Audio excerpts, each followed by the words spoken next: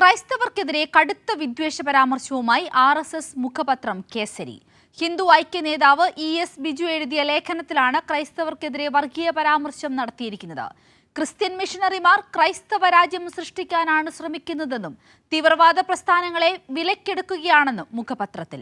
വിവരങ്ങളുമായി തിരുവനന്തപുരത്തു നിന്നും സാരംഗ് ചേരുകയാണ്. സാരംഗ്, ക്രൈസ്തവ വിഭാഗത്തിനെതിരെ ഗുരുതരമായ ആരോപണങ്ങളാണ് ഇപ്പോൾ ഈ കേസരിയുടെ മുഖപത്രത്തിൽ ലേഖനത്തിൽ വന്നിരിക്കുന്നത്. കൂടുതൽ വിവരങ്ങൾ.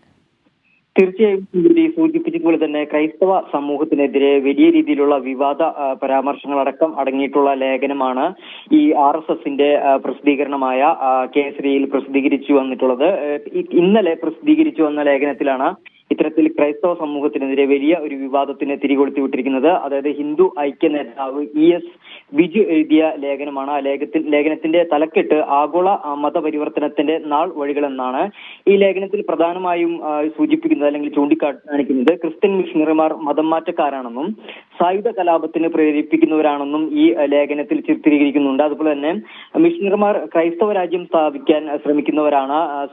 അതുപോലെ തന്നെ ഭാഷയിലും സംസ്കാരത്തിലും അധിനിവേശം സൃഷ്ടിക്കാൻ ശ്രമിക്കുന്നു എന്ന് തുടങ്ങിയുള്ള ഗുരുതര ആരോപണങ്ങളാണ് ഉയർത്തുന്നത്. അതുപോലെ തന്നെ ഛത്തീസ്ഗഡ്, മിസോറാം, ഒഡീഷ, നാഗാലാൻഡ് തുടങ്ങിയ സംസ്ഥാനങ്ങളിൽ സായുധ കലാപങ്ങൾക്ക് പിന്നിൽ, അതായത് ആ സംസ്ഥാനങ്ങളിലൊക്കെ ഇതുവരെ നടന്നിട്ടുള്ള സായുധ കലാപങ്ങൾക്കൊക്കെ പിന്നിൽ ക്രിസ്ത്യൻ മിഷണറിമാരാണ് പ്രവർത്തിച്ചിട്ടുള്ളത് എന്നതുൾപ്പെടെയുള്ള ഗുരുതര ആരോപണങ്ങൾ ഉന്നയിക്കുന്നുണ്ട്.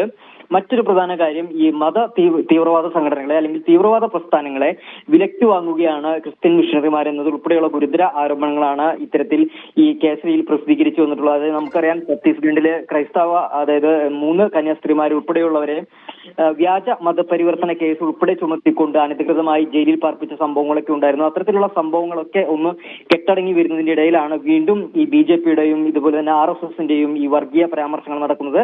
അതായത് പ്രധാനമായും ക്രൈസ്തവർക്കെതിരെയുള്ള ഒരു വർഗീയ പരാമർശം അല്ലെങ്കിൽ അവരുടെ നിലപാട് വ്യക്തമാകുന്നത്. എന്തിനേലും വലിയ ഒരു പുതിയ വിവാദത്തിനാണ് ഇതൊരു ശ്രമം നടത്തിക്കൊണ്ടിരിക്കുന്നത് RSS മുഖപത്രമായിട്ടുള്ള അല്ലെങ്കിൽ RSS പ്രസിദ്ധീകരണമായിട്ടുള്ള കേസരി നടത്തിയിട്ടുള്ളത്. അതേസമയം കേരളത്തിലെ സംബന്ധിച്ച് നോക്കുകയാണെങ്കിൽ ഈ കേരളത്തിൽ വരുന്ന തെരഞ്ഞെടുപ്പൊക്കെ മുൻകൂട്ടി കൊണ്ട് തന്നെ സംസ്ഥാന BJPയുടെ നേതൃത്വത്തിൽ ക്രൈസ്തവ സമൂഹത്തെ കൂടുതൽ BJPയിലേക്ക് അടുപ്പിക്കാനുള്ള ശ്രമങ്ങൾ നടക്കുകയാണ്. ഇതിന്റെ ഭാഗമായിട്ട് BJPയിലെ തന്നെ ക്രൈസ്തവ പ്രതിനിധികളെ അല്ലെങ്കിൽ ക്രൈസ്തവ നേതാക്കളെ ഇത്തരത്തിൽ സഭാ നേതാക്കളുമായി അല്ലെങ്കിൽ സഭാ